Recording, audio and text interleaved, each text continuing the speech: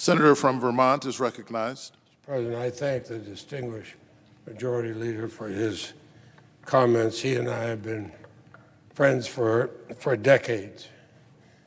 Mr.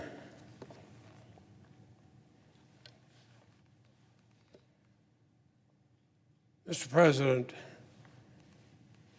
and I also acknowledge the distinguished Secretary of the Senate who is here this morning. Mr. President, 8 times the voters of Vermont, who are my neighbors, my friends, my family,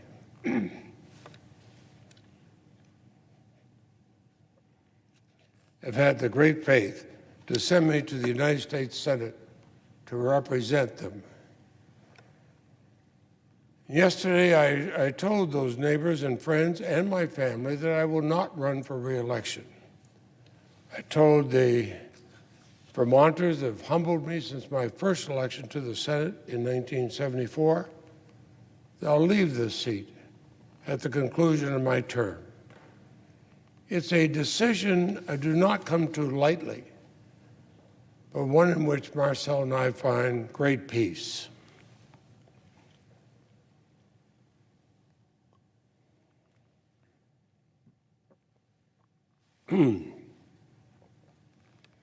In the last nearly 47 years, the Senate has become a family to both Marcel and me. Here we found friends, some of the best of friends, and relationships that will and have lasted a lifetime. But the Senate has always been where I have come to fight for Vermont, a state that has been my home since birth, the place where I met Marcel, where we started our family, and to which in early 2023 we'll return for good. It's time to go home. Here's the thing about the Senate. Here's where small states like Vermont have not just a seat at the table, but a voice at the table. For decades, I've been privileged to fight for Vermont. From the small, grown-in-Vermont ideas like the revitalization of our historic downtowns, to farm, to school programs, to organic farming, all of which started small and have become increasingly popular across the country. And to Vermont's trailblazing approach to criminal justice reforms and victim advocacy, to take in Vermonters' outward view that our great Green Mountain State is open and welcome to anyone, including those fleeing desperate situations in far-off places. On all these issues and so many more, it's been an honor to represent the great state, what I believe the greatest state of Vermont in the United States Senate. Now, I'm going to have more to say about the challenges, the rewards, and I'm afraid some disappointments of the last 46 years at a later time. Now I want to celebrate the accomplishments that, together with my constituents, we've achieved for Vermont over the last many decades. I want to recognize the work still to do this year in Congress. And I want to thank the unbelievably wonderful women and men of my staff and my staff throughout the years. They have steadfastly stood by me and our shared goals to deliver for Vermonters and for Vermont and for the country.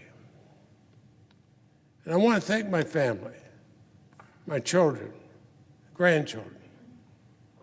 My parents and Marcel's parents were here with me to start this journey in the first Senate election, who I know watch over the entire Leahy family today. I think of how my immigrant grandparents and great-grandparents, Marcel's immigrant parents, how they must have would feel if they're looking down.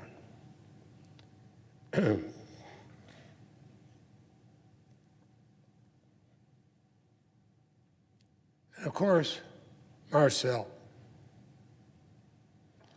my closest friend, my partner. The last couple of years have been challenging in ways we could never have imagined. But she was with me from the first moment of the first campaign, and we made our decision together and decided it's time to go back home. Now, we both look forward to the hard work the coming year will bring with the same conviction that brought us to Washington in the first place, that the brighter horizons of tomorrow hold the hope of the future,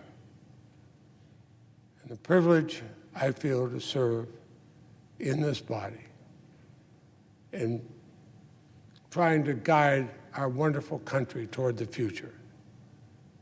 As I said, I'll speak more about this later, but Mr. President, I thank my colleagues. I yield the floor.